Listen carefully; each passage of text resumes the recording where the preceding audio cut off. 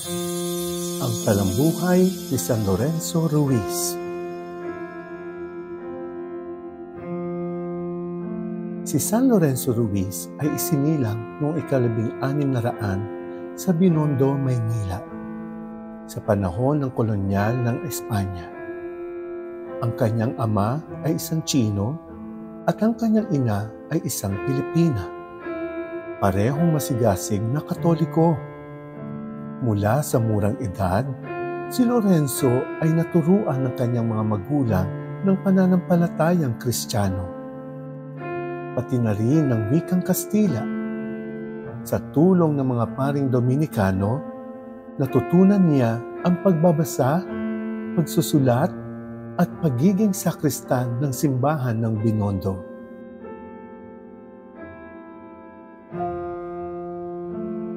Nagpakasal si Lorenzo kay Rosario, isang Pilipina, at nagkaroon sila ng 3 anak, 2 lalaki at 1 babae. Kilala si Lorenzo bilang isang responsabling asawa at ama. Siya ay masipag na tao at nagtatrabaho bilang isang kopyador o manunulat ng dokumento para sa simbahan. Sa kabila ng pagiging abala, namuhay siya ng may malalim na pananampalataya sa Diyos at debosyon sa mahal na ina.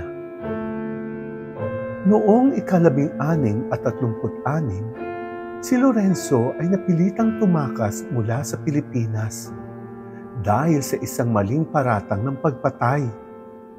Sa kanyang paghanap ng kaligtasan, sumama siya sa mga paring Dominikano patungo sa Japan. Sa panahong iyon, ang Japan ay nag-uusig ng mga Kristiyano at mahigpit na ipinagbabawal ang pagpapalaganap ng pananampalatayang Katoliko. Sa Japan, si Lorenzo at ang kanyang mga kasama ay nahuli at dinala sa Nagasaki. Sila ay inusig at pinilit na talikuran ang kanilang pananampalataya. Ang mga otoridad ay gumamit ng matinding pagpapahirap upang sila ay mapilit, kabilang ang tsurushi o mabagal na pagbibitay ng patiwarik, kung saan unti-unting namamatay ang biktima dahil sa pagkasakal o pagkawala ng dugo. Sa kabila ng matinding hirap, nanatiling matatag si Lorenzo Ruiz sa kanyang pananampalataya. Isa sa mga kilalang sinabi niya ay, "Ako'y handang mamatay para sa Diyos. Kung mayroon akong 1,000 buhay, lahat ng iyon ay iaalay ko sa Kanya." Noong Setyembre 29, 1637, si Lorenzo at ang kanyang mga kasamang martir ay pinatay. Siya ay naging isang huwaran ng matibay na pananampalataya at debosyon sa Diyos kahit sa harap ng kamatayan. Si Lorenzo Ruiz ay idineklarang beatified noong Pebrero 18, 1981 ni Pope John Paul II sa kanyang pagbisita sa Pilipinas. Ang kauna-unahang beatification na ginanap sa labas ng Vatican noong Oktubre 18, 1987. Si Lorenzo ay opisyal na idineklarang bilang santo, kasabay ng kanyang mga kasamang martir. Siya ang unang Pilipinong santo at martir.